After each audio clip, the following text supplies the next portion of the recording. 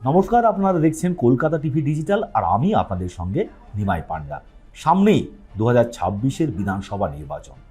কোনো আসনে যদি নোটা জিতে যায়, অর্থাৎ যে সমস্ত প্রার্থীরা দাঁড়িয়েছেন সেখানে নোটারও একটি ভোট দেওয়ার জায়গা থাকে, অর্থাৎ নোটা অর্থাৎ নান অব দ্য অ্যাবাব, বা কাউকেই উপরের কাউকেই পছন্দ নয়। নোটা যদি সব থেকে বেশি ভোট পেয়ে যায় তাহলে কি হবে?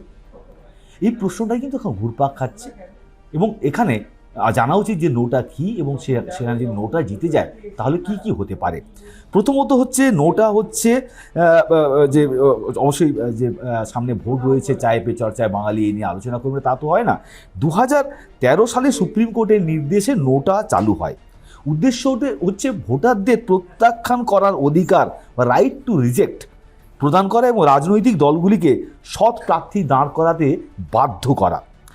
একটি ব্যালট পেপারের উপর কালো ক্রস চিহ্ন থাকে, নোটার যে প্রতীক, এবং যদি নোটা জিতে যায় তাহলে কিন্তু রিপ্রেজেন্টেশন অফ পিপুল অ্যাক্ট 1951 অনুযায়ী কাল্পনিক জয় বনাম বাস্তব জয়। বর্তমানে ভারতের নোটাকে একটি ফিকশনাল ক্যান্ডিডেট বা কাল্পনিক প্রার্থী হিসেবে ধরা হয়। আইন হচ্ছে যদি নোটা 1 লক্ষ ভোট পায় আর দ্বিতীয় স্থানে 50,000 ভোট পান আসল কোনো প্রার্থী, তাহলে ওই 50,000 ভোট পাওয়া প্রার্থীকেই জয়ী বলে ঘোষণা করা হবে। সুপ্রিম কোর্টের রায় এবং আইনি তাহলে নোটাই দিয়ে ভোট দিয়ে কী লাভ?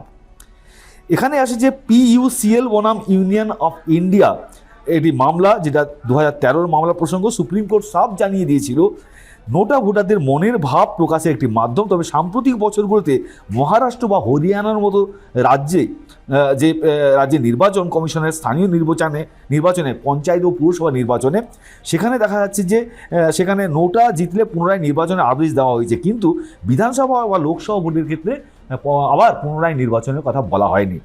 সম্ভাব্য যে ভবিষ্যৎ সেটা হচ্ছে যে রাইট টু রিজেক্ট সেটা শক্তিশালী হলে নির্বাচন কেন্দ্রে যারা প্রার্থী দাঁড়াচ্ছেন তারা অন্তত তাদেরকে যদি কেউ পছন্দ করছে না, এই ভোটটা যদি বেশি হয় তাহলে দলগুলি অত্যন্ত মানে মনে করা হচ্ছে যে সৎ প্রার্থী দাঁড় করার ক্ষেত্রে আরও বেশি সচেষ্ট হবে। আপনারা আরও খবর জানতে চোখ রাখুন কলকাতা টিভি ডিজিটালে রাত দিন 7 দিন।